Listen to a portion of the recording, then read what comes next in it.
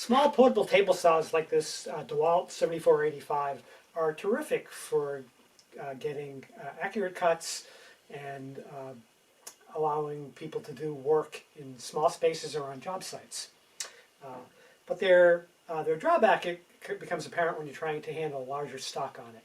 And people have, YouTube is replete with various ways of negotiating that. I'm going to show you something that you've never seen anywhere else unless you're familiar with my channel, which is not too many of you. This is a teaser, a preview of the coolest part of this video, so skip to the end if you're finding it boring. So I'm not the first person to show you that you don't need to spend upwards of $300 for a bow extender fence system for your portable table saw to get better support and stock control. And there are actually some disadvantages to the bow system also. The bow system relies on a featherboard coming in this way and then a couple coming down this way, which means that past the blade you don't have anything holding against the fence. The big advantage to wheeled hold downs like these Jessen guides are that they will both push the work down and against the fence, and in one position they'll work on stock of any width.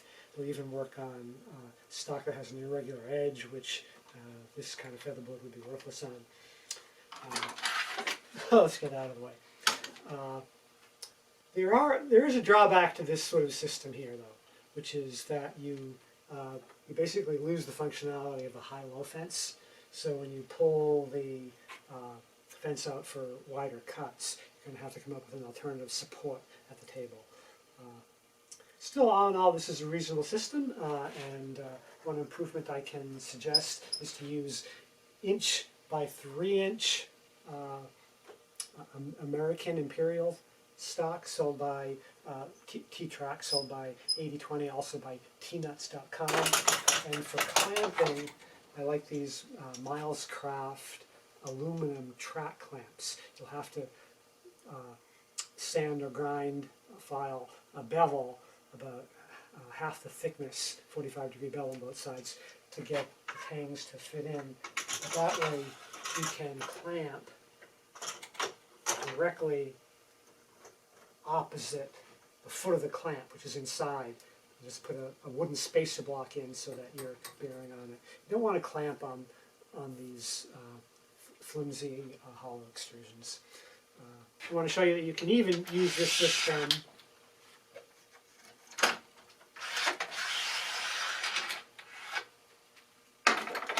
to mount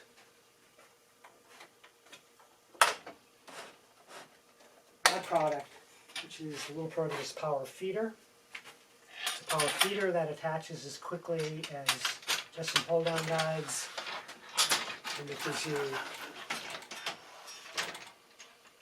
spectacular stock control.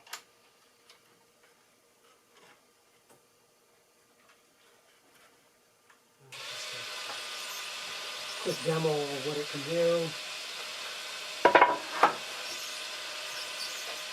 Variable speed feed, hands-free, holds the stock very tightly against the fence, and propels the stock all the way past the blade. The hands don't have to come anywhere near, and no pauses in the feed, creating burn marks. It's just a really cool system. And when you're done, it comes off in a few seconds. So I actually did want to show you a system that I prefer to this long extended fence. And it depends on your shop and kind of conditions, but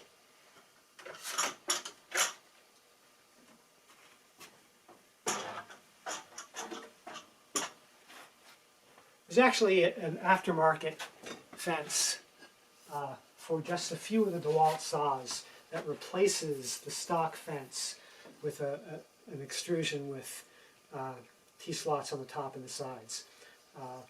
But that doesn't fit most saws, and this system that I've devised here can be used on any of the job site saws that have one of these hollow fences.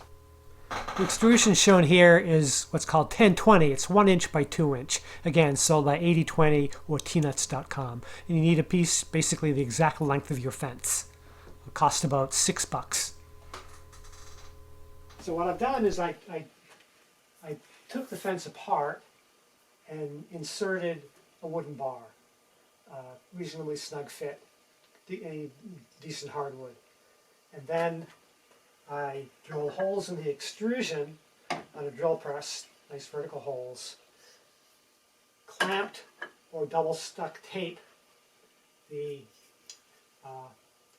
extrusion to the fence, and with a hand drill continue those holes down into the wood. For those holes want to be the pilot size of the screws that you're going to use to attach. And then enlarge the holes in the extrusion to be able to get your screw driver into it, and enlarge the holes just through the aluminum itself. So here, I've used bigger screws than are required. These are number 14s. I think you'll be fine using number 8s. You want to use a truss head screw with a washer underneath it to get a good grip in that T-trap.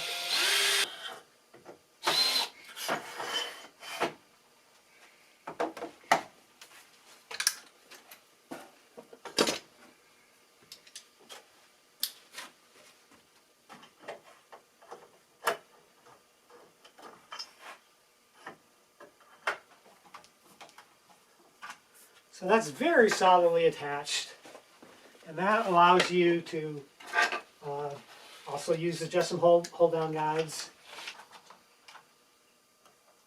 But these will accommodate stock anywhere from about 1/4 inch thick up to over 2 inches. And so you can put them before and after the blade, get a lot of stock control.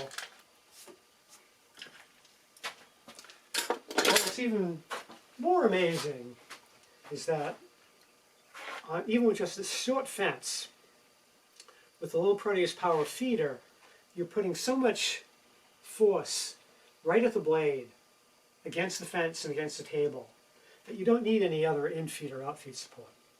I'll demonstrate that.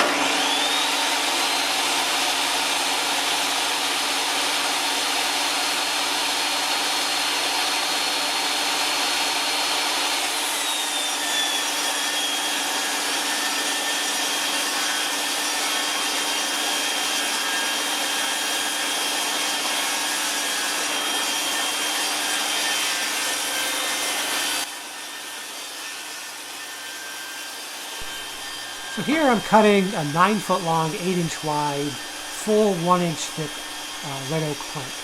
And so over a 20-pound board. I would not have been able to handle that piece easily, even on a cabinet saw, without some sort of aid. And yet here on this little tiny job site table saw, I'm able to cut it with ease.